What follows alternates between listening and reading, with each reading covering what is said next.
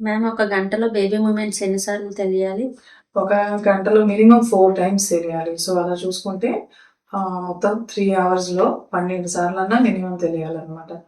12 సార్ల కన్నా baby moment తక్కువ ఉంటే ఏం చేయాలి మ్యామ్? సో, 12 సార్ల కన్నా తక్కువగా ఉంటే అంటే బేబీ యాక్టివ్‌గా లేదనడానికి ఒక ఇండికేషన్ కింద తీసుకోవాలి కదా!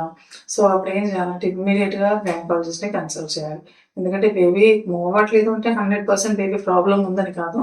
బట్ బేబీలో ఏమైనా ఇబ్బంది ఉందేమో, బేబీకి ఆక్సిజన్ సరిగ్గా వెళ్ళట్లేదా లేదా? లేదంటే బేబీకి ప్రాపర్‌గా న్యూట్రిషన్ వెళ్తుందా లేదా? అంటే ప్లెజెంటా ఒక్కొక్కసారి ప్రాపర్‌గా పని చేయకపోవచ్చు కదా! నెలలు పెరుగుతుంటే. సో, అలా ఏమన్నా ప్రాబ్లమ్ ఉందా? ఉమ్మనీరు ఏమన్నా సడన్‌గా తగ్గడం ఏమన్నా ఉందా? సో, ఈ కండిషన్స్ అనేవి చెక్ చేసుకోవడం కోసం అల్ట్రాసౌండ్ స్కాన్ చేస్తాము. అండ్ అలాగే ఎన్ఎస్‌టి అని టెస్ట్ చేస్తాం.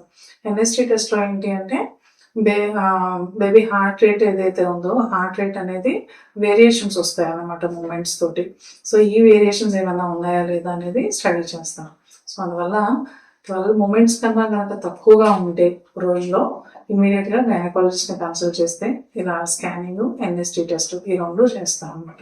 ఒకవేళ 1 అవర్‌లో బేబీ మూమెంట్ అస్సలు లేకపోతే ఏం చేయాలి మ్యామ్? సో, జనరల్‌గా ఏంటంటే మనలాగానే బేబీకి కూడా స్లీప్ ఫేజ్ ఉంటుంది. అలాగే యాక్టివ్ ఫేజ్ ఉంటుందనమాట. సో, యూజువల్‌గా బేబీ స్లీప్ ఫేజ్ ఏంటంటే ఒక 20 నిమిషాల నుంచి 40 నిమిషాల వరకు కూడా ఉండొచ్చు ఒక్కొక్కసారి. సో, అందువల్ల కొంతమంది బేబీస్ ప్రొలాంగ్డ్ స్లీప్ ఫేజ్ ఉందనుకో, ఆ 1 అవర్‌లో అసలు ఒక్క మూమెంట్ కూడా తెలియకుండా ఉండిపోతూ ఉంటుంది. అలాంటప్పుడు కంగారు పడకుండా కొంచెం ఏదైనా డైట్ తీసుకోవటం అంటే ఒక గ్లాస్ కోకోనట్ వాటర్ గానీ, లేదా ఫ్రూట్ జ్యూస్ కానీ, బటర్ మిల్క్ కానీ తీసుకొని ఒక 10-15 మినిట్స్ జెంటిల్‌గా వాక్ చేసి మళ్ళీ అప్పుడు లెఫ్ట్ సైడ్ తిరిగి పడుకొని బేబీ మూమెంట్స్ అనేవి ఇంకొక 1 అవర్‌లో తెలుస్తున్నాయా లేదా అనేది చెక్ చేసుకోవాలి. ఒకవేళ అప్పుడు కూడా తెలియకపోతే ఏం చేయాలి మ్యామ్?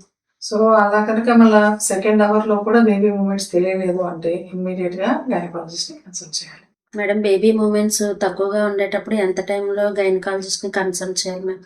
ఇలా గనక బేబీ మూమెంట్స్ కౌంట్ చేసుకునేటప్పుడు 12 మూమెంట్స్ కన్నా తక్కువ ఉన్నాయనుకో, ఎంత త్వరగా వీలైతే అంత త్వరగా గైనకాలజిస్ట్‌ని కన్సల్ట్ చేయాలి. ఎందుకంటే మూమెంట్స్ తగ్గిన తర్వాత ఎంత టైం పీరియడ్‌లో బేబీకి ప్రాబ్లమ్ అవుతుందనేది ఇప్పటివరకు ఏ స్టడీస్‌లో కూడా ప్రూవ్ అవ్వలేదనమాట. సో, కానీ చాలా ముందుగానే మనం బేబీ హెల్త్ కండిషన్‌ని కొంతవరకు మనం యాంటిసిపేట్ చేయగలుగుతాం ఫీటల్ మూమెంట్ కౌంట్ ద్వారా. అందువల్ల కౌంట్స్ తగ్గినప్పుడు యాస్ ఎర్లీ యాస్ పాసిబుల్ మీరు గైనకాలజిస్ట్‌ని కన్సల్ట్ చేయాలి. Thank you ma'am.